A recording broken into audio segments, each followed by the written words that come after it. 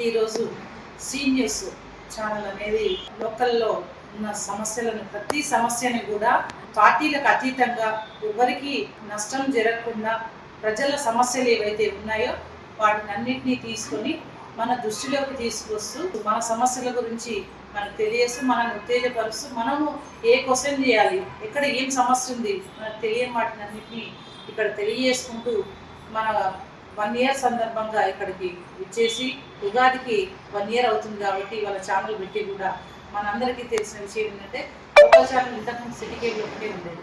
తర్వాత ఛానల్స్ అన్ని కూడా స్టార్ట్ అవ్వడం మొదలైంది. దాంట్లో భాగంగా ఒక సీన్ న్యూస్ ఒకటి.